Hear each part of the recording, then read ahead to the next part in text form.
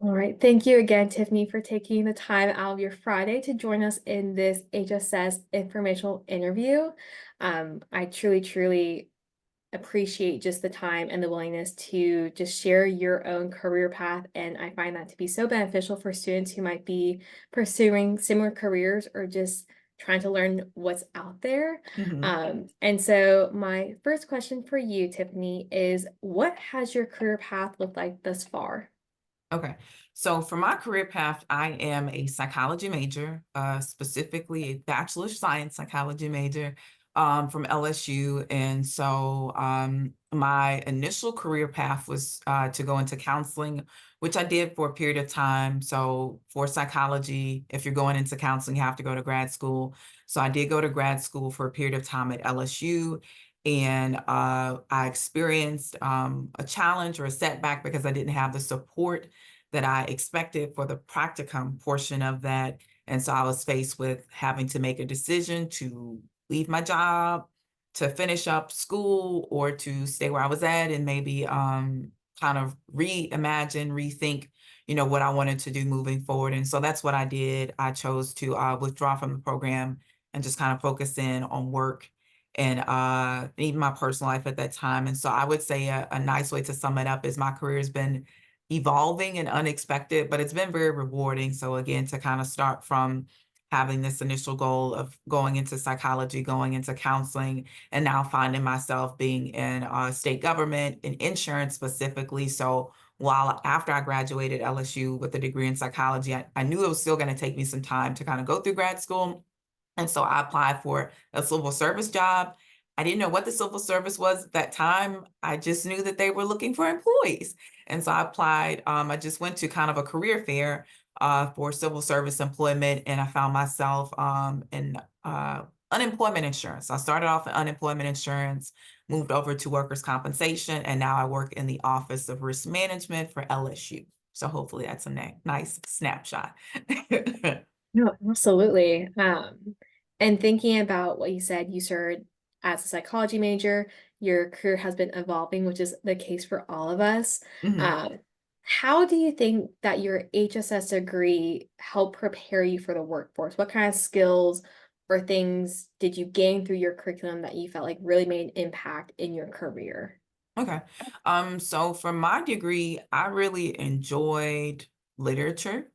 I really enjoyed I had a debate course. So I really enjoyed kind of like the broad experiences that I had being humanities and social sciences major. And so the psychology part of it was great as well. But I liked the focus on people and just kind of building soft skills. So I feel like that's something that you don't hear a lot on the undergraduate level, but it's something that we hear a lot when you get into a professional career. So there's technical skills, which is like getting certified, getting degrees, um, learning very technical aspects of a job, whether it's in counseling or whether it's in engineering, whatever it is. And then there's soft skills. So knowing how to communicate, knowing when to disengage, knowing even learning other people's personalities. There's that aspect of things and utilizing that in your professional career. And so I feel like that's something that I really gained from being a psychology major, is kind of naturally gaining a lot of those soft skills through the very broad experiences that I had. And then just being around other people that were in that major, developing those skills, because those are typically going to be needed in a counseling world, because you're counseling people, obviously, in an ideal sense, but it carries over into other areas as well. So again, I work in the insurance field. And so being able to talk to customers, knowing when to disengage, knowing when somebody needs somebody to listen to sometimes. Sometimes that's a big part of our job where people are frustrated. It's like, look here, I talked to this person, that person. I need somebody to listen to me. So even just having a commitment to customer service, I feel like a lot of that comes from my degree, and humanities and social sciences degree. So Yeah, I love that you bring that up because we're always talking about those transferable or soft skills and how no matter the industry, they're wildly important and naturally what we gain in the humanities and social sciences is like Mhm. communication, the problem solving, the critical thinking, all of which are so important no matter what kind of career that you're pursuing. So I love Yeah. to hear that that's kind of like your experience too. The next question I have for you, Tiffany, is thinking back, did you take any classes that you just found to be really helpful at your time here at LSU, or just classes that you really enjoyed? Okay. So I'll use my notes for this one. Any particular classes? So I think I kind of touched on it already. So I think what I've learned kind of in retrospect, which is funny, I really like literature. So I took a lot of literature classes, and as I've gotten older, I found myself writing more poetry, and that was part of the literature classes. And so, one thing that I've done outside of this is the first gym program, and we talked about a personal branding. It's one of the things that we talk about often in first gen, and part of personal branding is just kind of recognizing who you are, because you can have a career, but it's still important to kind of be true to who you are. So you can be like a piano playing counselor, or you can be a piano playing engineer. And so just those courses, like I like psychology, but having those types of courses, I just really enjoyed it. And I didn't even have a friend, I feel like, at the time that enjoyed it. And at the time, it didn't feel like I did anything with it. But in retrospect, I've used it in my adult life because, like I said, I found myself writing a lot more poetry. And then I think we had a statistics course as well, in my undergrad years. And I found myself kind of leaning towards statistics now in my current job. And so having that, and just things, honestly, it may sound odd, but a lot of the literature-based courses are the things that I look back on the fondest, just being able to write papers and study literature. I even took Latin, which has, I feel like, in a way that has nothing to do with psychology, but to me, it was fun. So, No, that's awesome. I think with literature, just the writing, the communication is so important. I remember talking to a judge a few months ago at like a Mhm, networking event, and he was sharing with students that his advice would be to take those writing intensive classes, even mhm, if he at the time was like, I'm not gonna probably enjoy it because I didn't love the writing, but it mhm, was so beneficial to like the career and just kind of like naturally those skill sets. And I think college is such a great time to take classes that you just find fun. mhm, I took a real estate class as an elective, just to kind of explore mhm. another interest. And so I think using those electives and maybe pursuing a minor can just be so beneficial for Yep, students. I agree. Did you can't talk. Did you get involved in any organizations, part-time jobs, or research on campus that you found aided your college or aided you after college when it came time to apply for either jobs or grad school? So yeah, I participated in a couple of programs. I did the McNair Research Scholars Program. I did a research course that was kind of linked in with the McNair Scholars. I participated in the Psi Chi, I think, organization on campus, and I think I participated in some African American based things, but I can't recall at the time. And so what I feel like I gained from that, so with research, I got to work very closely with the professor, which is great. It kind of helps you to really identify skill sets and where your interests are. So I did a study in memory. And even though it's again very weird how kind of things you learn 5, 10 years ago, and then you're like, hey, this makes sense now. So I did a study in memory during that time. And it was very great, kind of touched on my interest in language and literature and all of that. But it helped me to develop technical skills when it came to just general research and data, which again is part of the job that I have now. Work in the insurance industry, and so collecting data, doing surveys, all of those things are very relevant to my current job.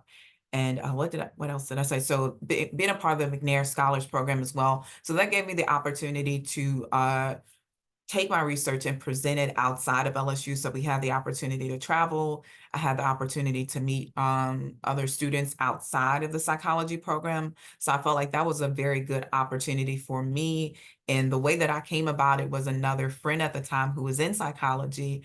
I don't even know how she learned about it, but she said, "Hey, I applied for this program. I think it's very great. Uh, you might want to consider applying. So I applied for it, and it was a great opportunity. It just kind of expanded my skill set and allowed me to be eligible even for scholarships that I didn't really think about at the time, even outside of the undergrad program. So. That's awesome. I know you talked a little bit about it, but I do have a little off the cuff questions I know Mhm, some students might be curious about. mhm, And what you do now, I know you work in insurance. What mhm. does your typical day-to-day look like? Good question. So, it can change. So some Hmm. days are very slow and monotonous where we may have like a new claim. And so we see a lot of slip and falls claims. So we may have custodians, or it could be custodians, or it could be a professor walking in and around campus, and they may slip and fall. And so we get all of those claim reports. And for a simple claim, they may just send us a report and nothing ever happens. For something more complicated, it can require a lot more feedback, or for more serious losses. So I specifically deal with work comp losses, but I also have to be available for other things. So we manage property insurance, general liability insurance. So we've seen fires on campus. We've seen water losses on campus. We had a recent water loss with Patrick Taylor Hall. And even though I'm not responsible for that program area, because I serve as the primary office contact, kind of touching on those customer service skills, I get in a lot of the firsthand calls. So I got the firsthand call, and someone was like, "Hey, did y'all know that there's a flood in Patrick Taylor Hall?" Well, I didn't know there was a flood in Patrick Taylor Hall. And so that led to me having to email my supervisor, email coworkers saying, "Hey, I know we're at the end of the day, but somebody needs to respond to this." And so being prepared to quickly go out site on a more complicated situation, and try and understand, okay, what are the facts of this loss? What do we need to do to secure the site? And working with different people on campus, because we don't do all of those things ourselves. And so just dealing with simple phone calls or simple emails to more complicated things is kind of my day-to-day work. And we deal with losses is kind of the language of what I deal with. So whether we're dealing with losses that are due to people getting injured, whether it's employees or whether it's visitors on campus, or whether we're dealing with losses to our property, or whether we're dealing with reputational losses even. Those are all things that our office helps to manage and facilitate with other partners on campus. So hopefully that answers the question. No, that perfectly did. So doing all of the things all at once. I know Mhm, so much unpredictability, and like how I said, mhm, like the customer service of how like the things that we do in our professional careers, we use skills that maybe we gained through like our part-time jobs in college mhm, of like working behind a counter or like mhm, working with people because it's going to be such an aspect to mhm. really whatever industry that you're in. And so my last question really for you is there any career advice that you wish that you received when you were in college?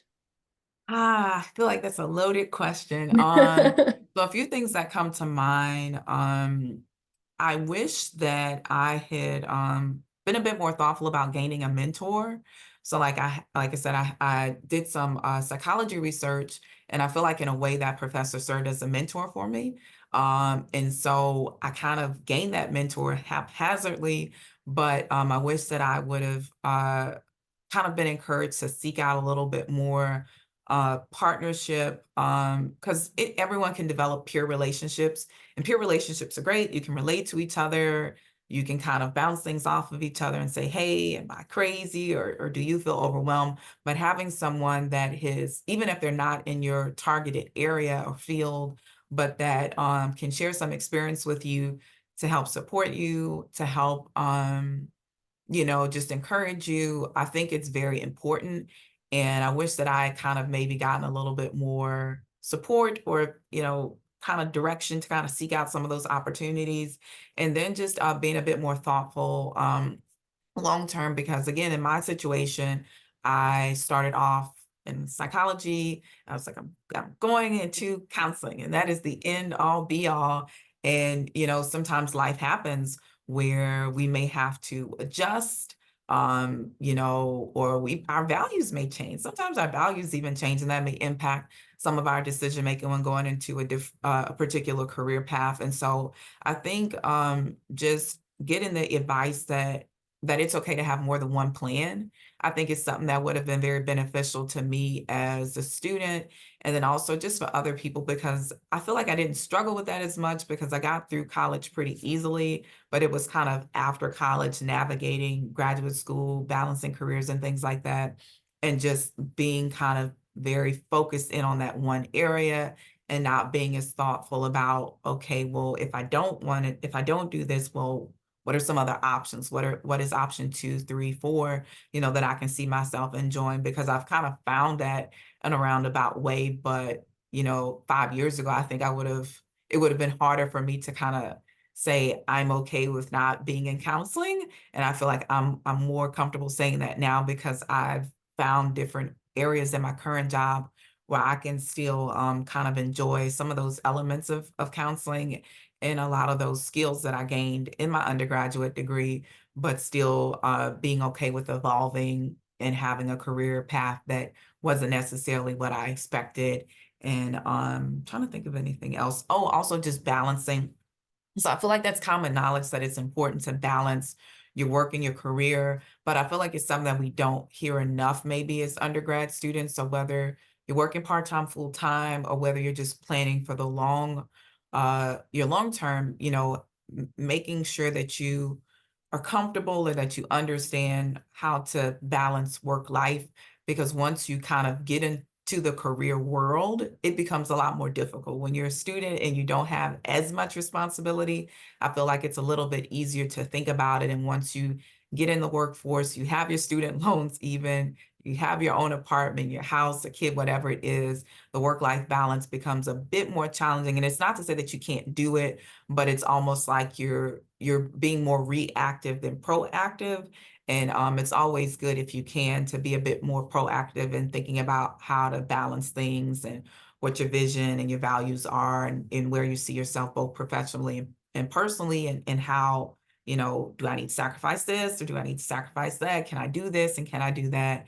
And just having, a very thoughtful approach about that. And it doesn't happen all at once. It takes time, but I feel like some of that comes from having a mentor who can say, hey, when I was in college, this is what I did, or this is what I didn't do. So even just doing this panel today, I think is great, for any student that's going to be listening to it. Hopefully it serves as kind of that, even though it's not me serving as a mentor, but some advice from a mentor about, what you can do to be more proactive with your college degree and your career going forward. So hopefully that answers the question.